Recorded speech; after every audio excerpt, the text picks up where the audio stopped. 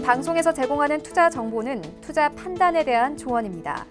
방송에서 제공하는 주식의 가치, 가격 상승 및 가격 하락에 대해서는 방송사에서 보장하지 않습니다. 시청자 여러분 안녕하십니까. 오늘장 내일장 일부 문을 열도록 하겠습니다. 서정덕입니다. 일단 시장은 숨고르기가 지금 절정에 다다르고 있는 모습입니다. 당장 내일 오전입니다. G2 간의 정상회담이 있는데 G10 정상회담은 오늘부터 이제 시작이 됩니다. 오사카 쪽에서 열리게 되는데 이 부분보다는 G2 간의 만남에 전 세계는 이목이 지금 집중될 수밖에 없는 상황입니다. 한 언론사에서는 홍콩 쪽에서는 이미 타결이 됐다라는 얘기가 있었는데 가짜뉴스라고 얘기가 나오고 있고요. 이 부분을 둘러싼 시장에서도 여러 가지 관측들, 루머들, 뉴스들 지금 빈번하게 나오고 있는 상황입니다. 일단 관건은 양 국가가 어느 정도의 합의를 만들어낼 수 있을지 부분인데 이 부분도 첨예하게 이해관계가 대립되다 보니 쉽지 않다라는 부분이 강합니다. 그러다 보니 지금 우리 시장 작은 부분에도 움찔움찔합니다. 실제 양 시장 모두 지금 하락 추세를 이어가고 있는데 다행인 건 오후 들어서 하락 추세가 조금은 멈추고 조금씩 낙폭을 줄여가고 있다는 부분입니다. 코스피는 전기전자 업종 등락 거듭하고 있고요. 운송장비나 은행, 철강 업종들도 지금 눈치 보기가 극심합니다. 크게 내리고 오르는 종목들이 코스피는 없고요. 코스닥 같은 경우에는 아무래도 전일 HLB 쇼크가 컸습니다. 임상 3상에서 좋은 성과가 나오지 않았다, 실패했다 이런 얘기가 나오면서 하한가 같고 오늘도 점 하한가라고 우리가 표현을 하죠. 장 시작과 동시에 하한가로 진입을 해서 잔량이 600만 주가 현재 넘게 남아있다 보니 HLB뿐만이 아니라 전체적으로 투심이 악화되고 있는 상황이고 같이 지수가 밀려 내려가고 있습니다. 반대로 이 자금들이 많이 내렸던 종목들로 또 움직입니다. 엔터나 또 게임, 2차 전지 관련 종목들은 반등에 나서는 모습입니다. 한 주를 마무리하는 금요일 시장인데 쉽지가 않습니다. 그리고 오늘만 쉽지 않은 게 아니라 이번 주 내내 그리고 6월 달이 쉽지가 않았는데 당장 내일 앞으로 하루 앞으로 다가온 G2 간의 정상회담부터 어떻게 마무리하면 현명할지 오늘장 내일장 일부 함께 하시면 좋을 것 같습니다. 헤드라인 뉴스부터 전해드립니다. 2달 연속 증가세를 보이던 생산과 설비 투자가 석 달 만에 감소세로 돌아섰습니다. 제조업 생산 능력 지수는 10개월 연속 하락해 지난 1971년 이후 가장 긴 내림세를 보였습니다. 통계청이 오늘 발표한 산업활동 동향을 보면 5월 전 산업 생산 지수는 광공업 생산 등이 줄며 전월보다 0.5% 감소했습니다. 내일부터 일반 2일간의 일정으로 방한하는 도널드 트럼프 미국 대통령이 모레 오전 우리나라 기업인들과 만납니다. 이번 회동에는 삼성과 현대차, SK, LG, 롯데 등 18개 한국 기업과 P&G, 퀄컴, 보잉 등 한국에서 활동하는 미국계 기업이 포함될 것으로 전해졌습니다. USTR, 즉 미국 무역대표부가 최근 우리나라 자동차 업계 현황을 조사한 것으로 알려졌습니다. USTR은 이 자리에서 한미 FTA와 관련한 국내 자동차 업계 의견을 주로 들은 것으로 알려졌는데 이를 두고 자동차 업계에서는 수입 자동차의 고율 관세 부과를 검토하는 트럼프 행정부가 여전히 한국도 그 대상으로 하고 실사를 벌이는 것이 아니냐는 관측이 나와 긴장하고 있는데 협회 측은 통상적인 방문이라고 그 부분에 대해 선을 그었습니다. 무역 분쟁의 분수령이 될 미국과 중국의 오사카 정상회담을 하루 앞두고 중국 관영 매체들은 미국의 압력에 굴복하지 않을 것이라며 평등한 협상으로 문제를 해결하자고 촉구했습니다. 공산당 기관지 인민일보는 미국이 관세로 중국을 위협해 무역 협상을 달성하려는 것은 무의미하다며 무역 문제를 해결하는 것은 패권주의적 행태가 아니라 대화와 협상이라고 지적했습니다. 증시를 이어갑니다. 전해드린 대로 양시장 모두 빠지고 있긴 한데 코스피 같은 경우에 2130선은 계속해서 지켜주고 있는 상황입니다. 큰 폭의 하락은 다행히 나타나고 있지 않은데 하루간의 흐름을 좀 정리해 보도록 하죠. 보시면 2138부터 2124까지 빠졌다가 지금 V자 모양으로 소폭 반등에 나서고 있는 상황입니다. 장중 낙폭을 줄여가고 있고요. 반등 쪽을 지금 좀 볼 수 있는 실마리도 있습니다. 수급 주체를 좀 봐야 될 것 같은데요. 수급 주체 보시면 오늘 같은 경우에는 외국인이 사줍니다. 어제까지 팔던 외국인이 다시 매수를 전환을 했고 1892억 원. 지금 전기전자나 운송장비 쪽에서 주로 사주고 있고요. 기관 개인은 파는데 기관 연기금도 오랜만에 팔고 있는 상황입니다. 기관 전주체가 팝니다. 개인도 상승 하다가 지금 하락장으로 전환을 했는데 하락장에서도 매수 물량을 좀 줄이고 있긴 하지만 여전히 952억 원 매도로 잡힙니다. 시총 상위주들 살펴보면 일단 삼성전자, SK하이닉스는 견조합니다. 삼성전자 47,000원 향해 달려가고 있고 SK하이닉스도 7만 원은 살짝 이탈이 됐지만 큰 폭의 하락은 나오지 않습니다. 현대차 14만 원 부근에서 공방 벌이고 셀트리온도 제약바이오 업종 전체적으로 무너지는 가운데 좀 셀트리온 3인방은 견조한 흐름을 여전히 가져갑니다. 6위부터 10위 종목들 살펴봅니다. 일단 LG화학, 현대모비스, 삼성바이오로직스 올라가는 가운데 신한지주와 포스코는 보합권에서 움직입니다. 6위부터 10위는 괜찮고요. 11위부터 15위 종목들도 살펴보도록 하죠. SK텔레콤 잘 달립니다. 26만 원대 회복합니다. KB금융도 올라가고 LG생활건강, 네이버, 삼성물산 빠지는데 네이버 같은 경우에 최근에 반등폭이 좀 괜찮게 나온 부분이 있어서 오늘 장에서 좀 이제 던지는 물량들이 많이 나오고 있는 상황입니다. 다음 살펴보도록 하죠. 692포인트대입니다. 700선을 향해 좀 회복이 돼야 될 것 같은데 낙폭은 줄어들었지만 여전히 0.88% 시장 상황은 좋지 못합니다. 하루간의 흐름 정리해보면 그래프를 보시면 700선 회복도 안 됩니다. 699부터 687까지 빠졌다가 그래프 모양은 사실 코스피와 코스닥이 비슷합니다. V자 모양이 좀 나오고 있긴 한데 이렇다 할 반등의 기미는 코스닥이 더 보이지 않고요. 더 힘듭니다. 수급 조치 보시면 수급도 꼬입니다. 외국인도 팔고요. 기관도 팔고 개인만 삽니다. 기관은 금융투자와 연기금이 사주는데 투시는 아무래도 지금 포트 쪽에서 정리되는 물량들이 좀 나올 겁니다. 특히나 제약바이오 업종 자체가 좀 힘들기 때문에 이쪽 관련된 지금 펀드 쪽에서 환매 물량들이 나올 수가 있는 상황이고요. 그렇다면 시총 상위주들을 마지막으로 좀 정리해 보도록 하겠습니다.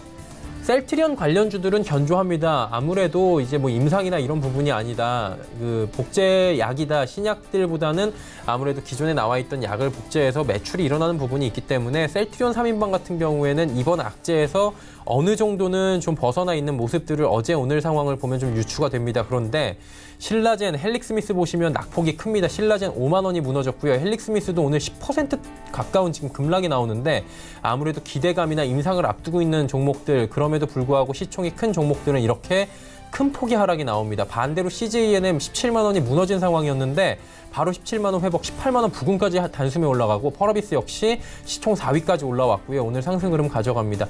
게임계 같은 경우에는 지금 여러 가지 이슈들도 있는데 긍정적인 호재로도 받아들여지는 모습입니다. 6위부터 10위 종목들입니다. 자, 보시면 메디톡스 올라가고요. 슈젤도 올라갑니다.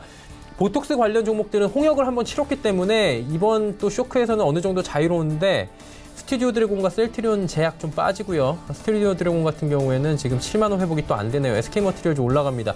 지금 보시면 HLB가 안 보입니다. 다음 살펴보면 좀 보일까요?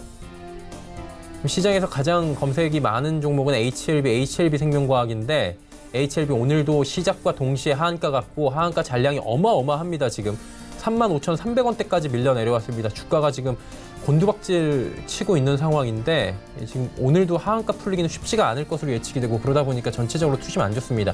5G 관련 대장주 KMW도 오늘 조정이 나오는 가운데 중국 관련 소비주들은 지금 보합권 수준에서 움직이고 있고요. HLB와 더불어서 HLB 생명과학도 지금 하한가입니다. 어제 급락 나왔던 메지오는 장중에 반등이 나오고 있다라고 정리가 됩니다. 다음 살펴보도록 하죠. 원달러 환율은 조정이 또 나오네요. 2거래일 연속으로 소폭씩 반등한 뒤에 3거래일째에서 결국에는 하락 반전을 하는데 하락은 크지 않습니다. 1,156원 50전대에서 거래가 되고 있습니다.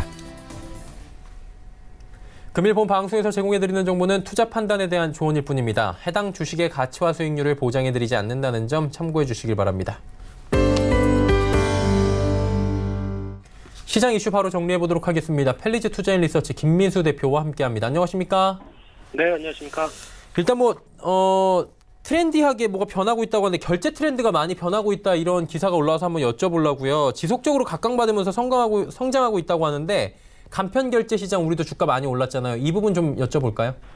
네, 일단 지금 저희가 알게 모르게 생활에서 변화가 들어오고 있는 상황들인데 그를 이제 주가는 국내 시장은 조금 뒤늦게 받아가는 게 아닌가 생각이 들고 있고요. 일단 글로벌 논 캐시 거래, 그러니까 즉 현금이 없이 이어지는 거래 같은 경우는 2021년 앞으로 한 2, 3년 뒤 정도 가게 되면 작년 대비해서 47% 성장할 걸로 보여집니다. 연평균 한 14% 성장하는 수치로 바라보고 있는 상황들이고요.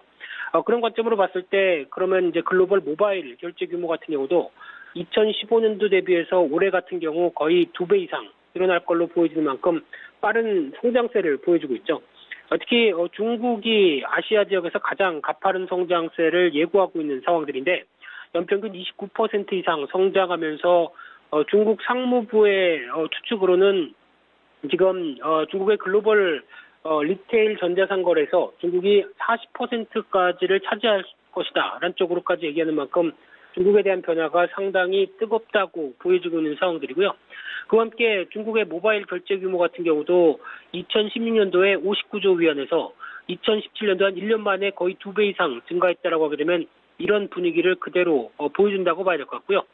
특히 대표적인 알리페이, 위챗페이 같은 쪽에서의 상거래나 생활 방식이까지 변화가 되는 이런 어떤 구조를 봤었을 때 상대적으로 계속 주목을 해야 되는 섹터다라고 봐야 될 것 같고요.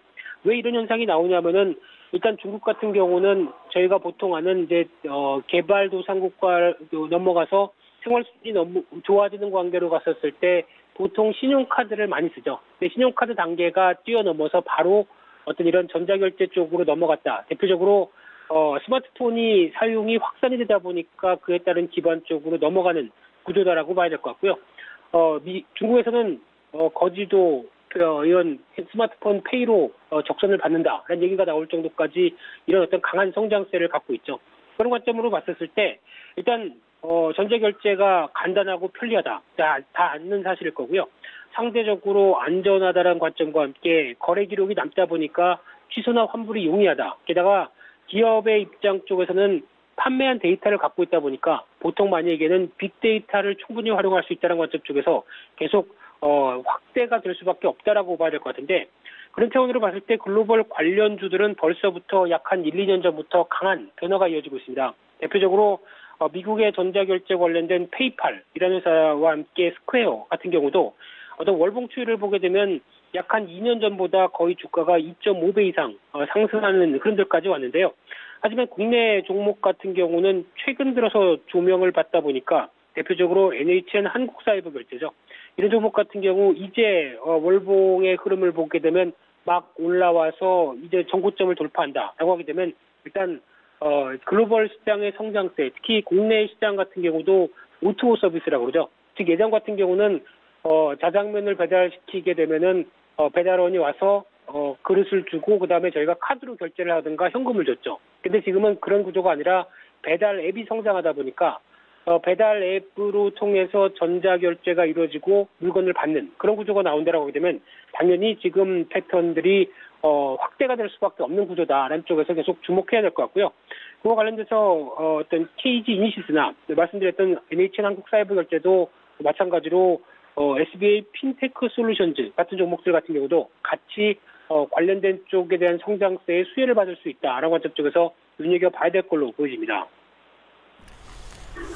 그리고 제약바이오를 안 여쭤볼 수가 없는 게 지금 오늘도 또 급락세가 펼쳐지고 있고 코스닥 쪽이 그러다 보니까 지금 쇼크거든요. 이게 대응 전략이라는 게 지금 뭐 있겠습니까? 어떻게 해야 되겠습니까? 지금 이 부분을. 네, 전략이라고 표현을 하기가 참 애매한 상황들이죠. 일단 제약바이오 특히 바이오 쪽에 대한 시각 쪽에서 신약 개발을 앞두고 있다라는 관점들로 봤었을 때는 항상 어떤 단계가 이어질 때마다 그에 따른 이제 조금만 더 하게 되면은 기대감들이 가장 강하게 붙게 되겠죠. 그런 관점 쪽에서 그런 기대감이 임상 실험이 실패했다라고 하게 되면 당연하게 크게 압박을 받는 건 당연한 구조라고 봐야 될 것 같고요. 그런 차원에서 어떤 투자 심리가 전반적인 신약 개발 쪽으로 안 좋아진다라는 쪽에 대한 가장 큰 부담감이 일단 보여진다고 봐야 될 것 같고요. 일단 어쩔 수 없습니다. 지금 같은 구조 쪽에서는 신약 개발로 인해서 그런 모멘텀이 사라졌기 때문에 그에 따른 반등을 노릴 수밖에 없는 반등의 비중을 축소해서 일단 교훈으로 삼을 수밖에 없다고 봐야 될 것 같고요. 그런 차원에서 또 지금 2분기 실적 발표 시즌까지 들어가다 보니까 이 바이오주에 대한 고평가 부담도 자유롭지 못하다라는 관점적으로 보고 있고요. 따라서 일단 바이오주 쪽이나 이 관련된 쪽들도 일단 교통정리는 나올 걸로 보여집니다. 대표적으로 동반 급락을 했다가 아무래도 회사에 대한 여러 가지 펀드멘탈이 부각되는 종목들 같은 경우는 바로 반등세가 다시 들어올 가능성이 높다는 쪽으로 말씀하셨던 셀트리온 계열이나 이런 관련된 쪽은 복제약 관련된 쪽은 오히려 기회 요인이 될 수 있다는 관점들인데 일단 무엇보다도 제약바이오주가 올해 들어서 가장 투자 심리가 그렇게 썩 좋지 못하다는 부분들 염두하시면서 시장의 큰 그림에 맞춰서 움직일 필요가 있지 않을까 그렇게 봐야 될 것 같습니다. 네, 일단은 바이오 종목들에 대해서는 좀 선별적으로 이제 투자하는 것들이 필요하다라고 말씀을 해주셨습니다. 오늘 말씀 여기까지 듣겠습니다. 고맙습니다. 네, 감사합니다. 텔레지 투자인 리서치 김민수 대표와 함께했고요. 이슈 칼럼 바로 이어집니다.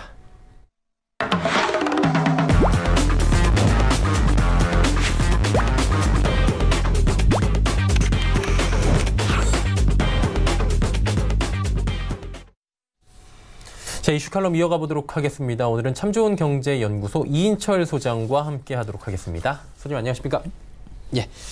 뭐 사실 G20 정상회담이 오늘부터 양일간 열리는데 우리는 오늘 관심 있는 건 아니고 내일 오전 뭐 전 세계가 다 그럴 것 같아요. G2 정상 만나는데 이 지금 뭐 가짜 뉴스 막 넘치고 있고 그런데 이거 어떻게 보는 게 좋겠습니까?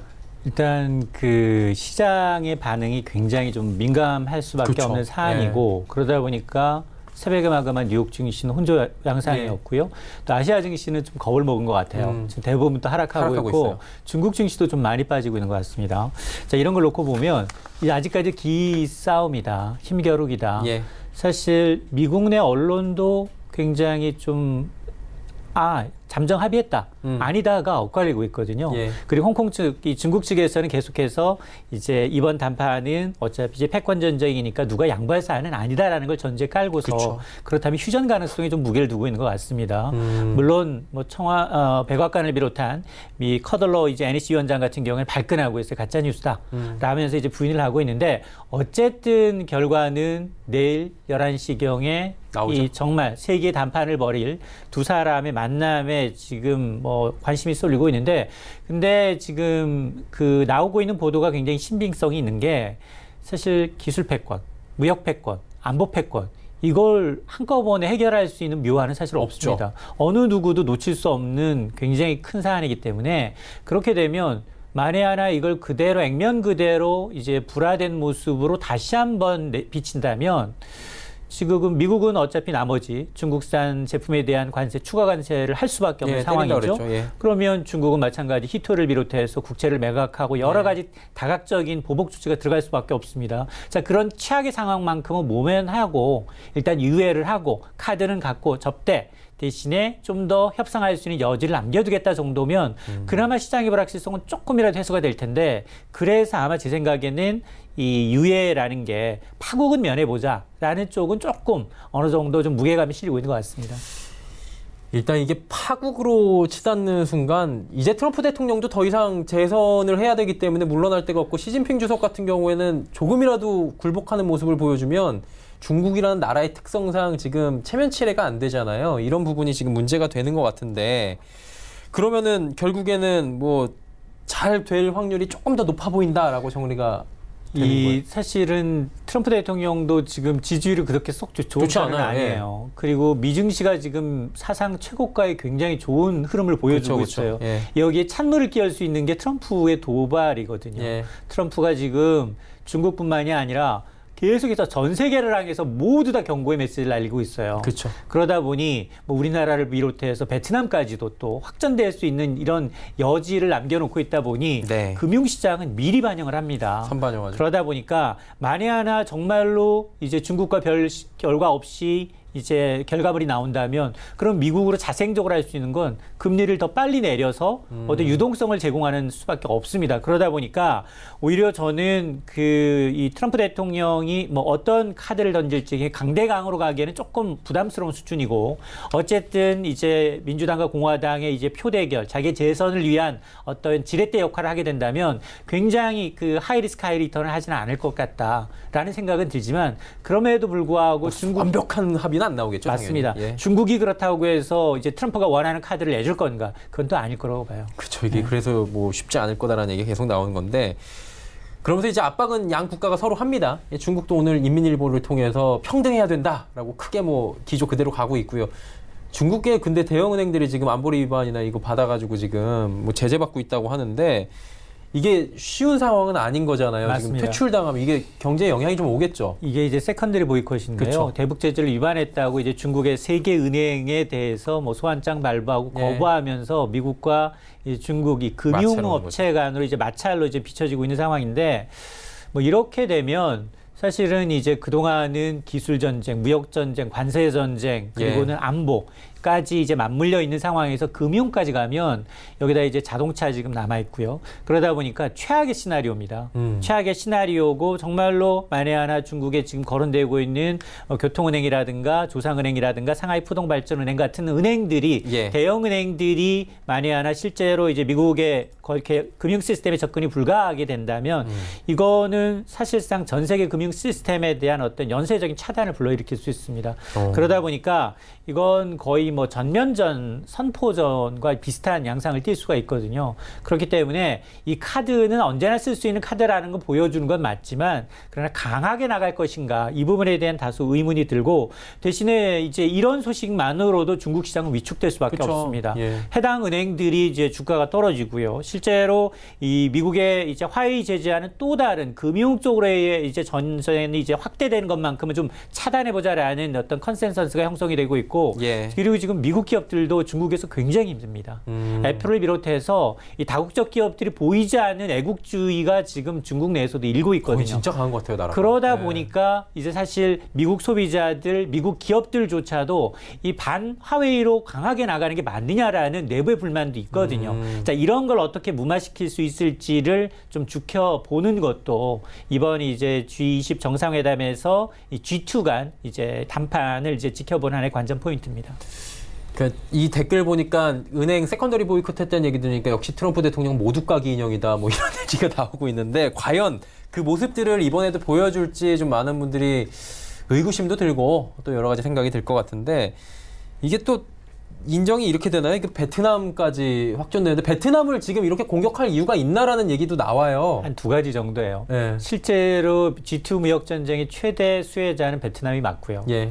그리고 이거 중국산 수입품이 늘고 있는데 이게 진짜 메이드 인 차이나가 아니라 메이드 인 베트남에서 온 걸 메이드 인 차이나라고 붙이는 거 아니야? 이런 두 가지 의혹을 제기하고 있는데 실질적으로 보면 지난 이제 베트남의 경우에는 사실 중국과 국경을 맞대고 있는 것도 사실이고요. 네. 올 1월부터 5월까지 중국에서 이제 같은 기간 수출하거나 수입한 것을 보게 되면 이제 대중국 수입은 81%.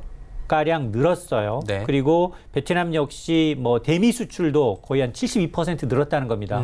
지금 이렇게 막 거의 2배 가까이 는 데는 이 베트남이 과연 가장 큰 수혜를 보고 있다는 게 분명해 보이고 예. 또 하나는 이제 미국이 지난 1년 동안 관세 폭탄을 부과하면서 중국산 수입품이 줄어들 거로 기대를 했는데 오히려 늘고 있다라는 건 네. 순수하게 이제 차이나가 아니라 이거 원산지를 세탁한 게 아니냐라는 의혹을 받고 있는 데가 많은 세계 공장, 중국에서 계속 공장을 옮기면 다음으로 갈 데가 베트남이거든요. 그러다 보니까 오히려 이제 이 원산지를 바꿔서 베트남으로 바꿔서 미국에 수출하면서 대중 이 무역 관세를 피하고 있는 게 아니야라는 의혹 때문에 베트남을 트럼프는 대놓고 얘기하고 있어요. 이제 가장 착취다. 베트남을 가장 나쁜 착취자라고 이제 꼬집어서 얘기를 하고 있는데 예. 사실 베트남을 건드릴 건 아니에요. 그러니까. 괜히 고래싸움에 새우등 네. 터지는 격이기 때문에 그럼에도 불구하고 누구든 무역 부분에 있어서 굉장히 이제 불공정한 잣대로 이제 대미 무역 흑자를 취득을 한다면 누구도 용서하지 않겠다는 어떤 시그널로 해석을 하면 되겠습니다. 노골적으로 우리한테 이득이 안 되면 모두 다 관세는 부과할 수 있다라는 부분을 보여주는데 이런 논리면 방글라데시나 파키스탄도 지금 공장 굉장히 많이 나가 있는데 분명히 또 타겟이 약소국가도 가능하다는 부분인 건데 이제 뭐 글로벌 얘기를 넘어서서 국내로 가보도록 하겠습니다.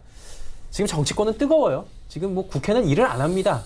몇 달째 일을 안 하는지 모르겠고 뭐 저마다의 셈법은 있겠지만 제일 중요한 건 추경이잖아요. 맞습니다. 이거 어떻게 해요? 지난 4월 말에 추경이 이제 국회로 넘어갔으니까 지금 2달 넘었어요. 맞아요. 이게 타이밍이거든요. 돈은 얼마 되지가 않습니다. 당초 예상했던 10조 원에 훨씬 못 미치는 7조도 안 되죠. 6조 7천억 원이거든요. 예. 여기 절반을 쓸 용도가 다 정해져 있습니다. 미세먼지 대응에 써야죠. 그렇죠. 화재에 써야죠. 그리고 이제 일부 일자리 문제에 예. 취약한 문제에 써야죠. 돈이 다 정해져 있는데 돈이 못 나가고 있는 거예요. 집행이 안 되고 있습니다. 그러다 보니까 여야 할 것 없이 사실은 6조 7천억을 쏟아붓는다 하더라도 경기를 진작시키는 게 아니라 제가 늘 말씀드렸지만 그렇습니다. 경기 급격한 급강하를 좀 막는 효과를 기대해 보는 건데 네. 그것마저도 지금 여야는 패스트트랙이라는 정치적 어떤 이데올로기에 서로 이제 양보를 하지 않다 보니까 논의 자체가 안 되고 있어요. 그렇죠. 근데 국회는 사실 문을 열려 있어요. 여야 특히나 자유한국당과 민주당만 합의를 하게 되면 끝나는 거죠. 그렇습니다. 끝나게 되면 당장 오늘이라도 내일이라도 7월이라도 열 수 있거든요. 이거 땅땅 치면 끝나는 거죠, 지금? 그렇습니다. 그럼에도 불구하고 지금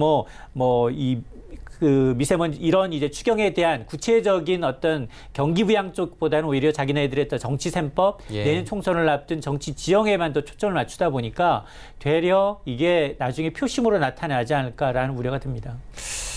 이게 말씀해 주신 대로 이게 추경한다고 해갖고 지금 경제 성장률이 지금 시급한데 뭐 이거 올리는 게 아니라 더 이상 떨어지는 거 막는 수준인데 지금 돼야 되거든요.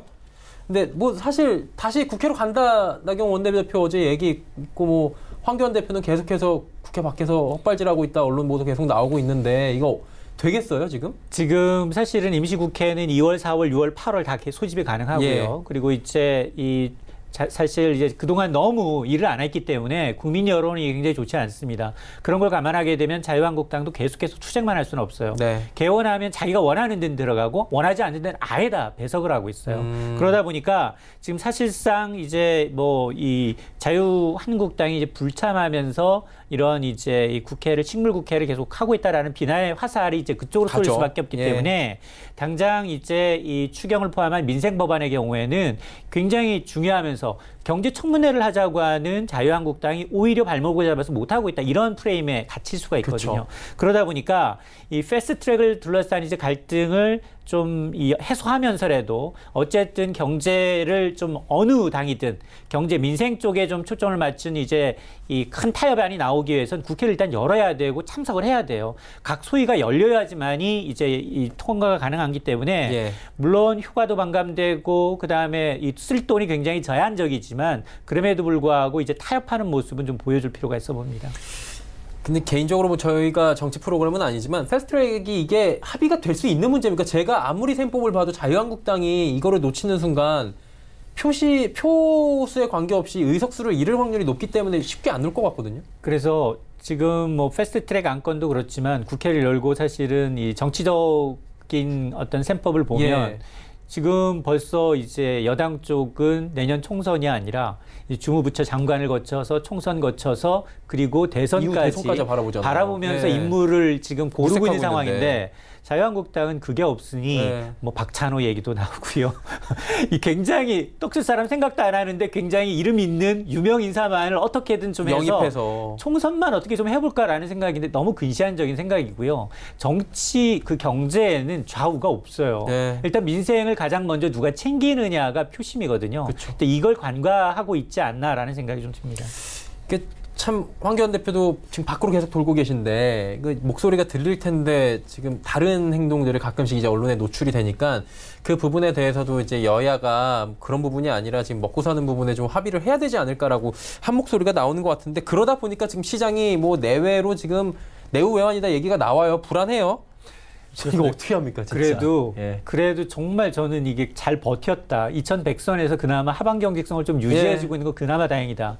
개별적으로 금리 인하나 아니면 이런 거 제외하고는 유동성 장세를 제외하고는 이 테마별로 보면 굉장히 없거든요. 북한 테마도 소실됐죠.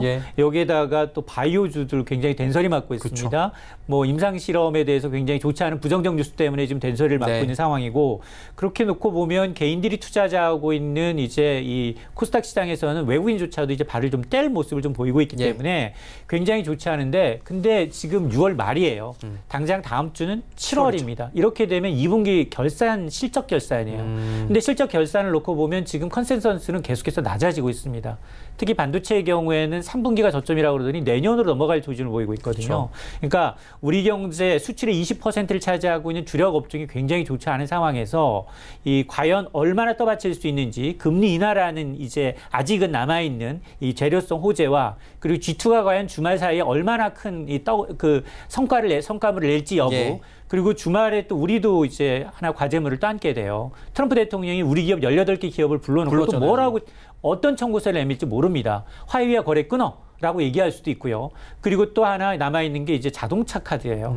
트럼프 대통령이 지금 자동차 카드는 좀 빼들고 있는 상황이에요. 이거 넣을까 말까? 자동차를 하게 되면 내가 누누이 말씀드리지만 유럽연합, 일본, 한국이 대상입니다. 그쵸. 중국은 자동차 판매가 거의 많지가 않아요. 그러다 보니까 이렇게 확전될 가능성이 높은 굉장히 리스크 장세에서 우리가 지금 그나마 유동성 장세, 금리 인하 장세 요거에 기대고 있기 때문에 사실은 그다지 썩 좋은 상황은 아닙니다. 아무래도 그러면 결론적으로 볼 때는 주말에 있을 여러 가지 호재가 될지 악재가 될지 모르게 좀 지켜보는 게 낫겠다라는 말씀이신 것 같아요. 맞습니다. 예, 알겠습니다. 참 좋은 경제연구소 이인철 소장과 이야기 나눴습니다. 고맙습니다. 오늘 장의 일장 1부 함께 하셨고요. 잠시 뒤 2부에는 이제 종목 이야기 좀 준비해 보도록 하겠습니다. 두 분의 전문가 지금 출연 예정이시고요. 잠시 뒤에 이 두 분의 전문가와 함께 종목 짚어드리고 상담까지 이어가는 알찬 시간 만들어 보도록 하겠습니다. 고맙습니다.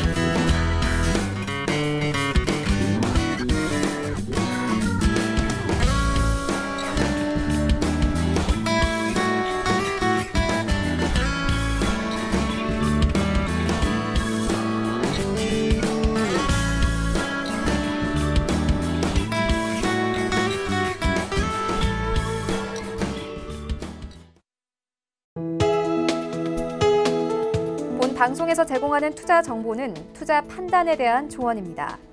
방송에서 제공하는 주식의 가치, 가격 상승 및 가격 하락에 대해서는 방송사에서 보장하지 않습니다.